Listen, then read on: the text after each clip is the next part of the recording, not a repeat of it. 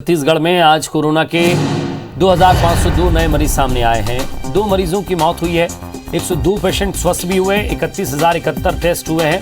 Positivity दर 8.5% तक पहुंच गई। रायपुर में 830, बिलासपुर में 335, कोरबा में 246 मरीज मिले हैं। रायगढ़ में 227, दुर्ग में 201, जांजगीर में 190 मरीज। छत्तीसगढ़ में 15,446 एक्टिव मरीज हैं।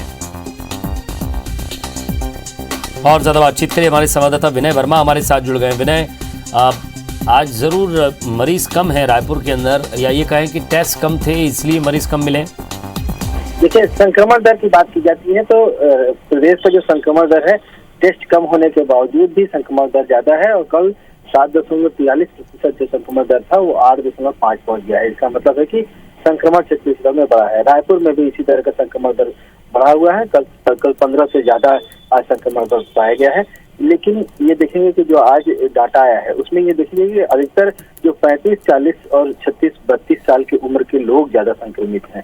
इसका मतलब है कहीं न कहीं वैक्सीनेशन की जो बात की जा रही थी उसके बावजूद भी लोग लापरवाही कर रहे हैं और संक्रमित हो रहे हैं। एक जो डाटा आया है उसके हिसाब से 2 या 3 साल का और 1 साल के बच्चे भी उसमें संक्रमित लिस्ट में आए हैं। तो कहीं न कहीं बच्चों में, जैसा कि हम बात कर रहे थे, बच्चों में, युवाओं में, बड़ों में, किशोरों में, बुजुर्गों में, तमाम जो ऐसे लोग हैं जो लापरवाही बरत रहे हो या किसी तरह से उनके अंदर संक्रमण आया हो, वो बीमार पड़ रहे हैं। खास बात इसी पे ध्यान देना होगा कि ऐसे लोगों के लिए तत्काल जो इलाज मुहैया कराया जाए और उन्हें आइसोलेट किया जाए।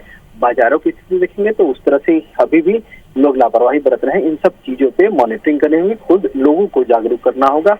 और ऐसे में जब कल बूस्टर डोज की शुरुआत हो रही है तो जो लोग गंभीर बीमारी से पीड़ित है, 60 साल से ऊपर है या जिनको स्वास्थ्य विभाग टारगेट ग्रुप में शामिल किया है, उन्हें जल्दी से जल्दी अपना बूस्टर डोज लगवा देना चाहिए। क्योंकि ऐसे लोग जो 9 महीने या 39 सप्ताह से ज्यादा का समय उन्होंने पार कर लिया है कोरोना के दूसरे डोज लिए हुए, वे अब बूस्टर डोज के जो क्राइटेरिया में आ रहे हैं। तो कहीं न कहीं उन्हें भी सेंटर तक पहुंचा करके वो वहां पर वैक्सीनेशन को कराना चाहिए।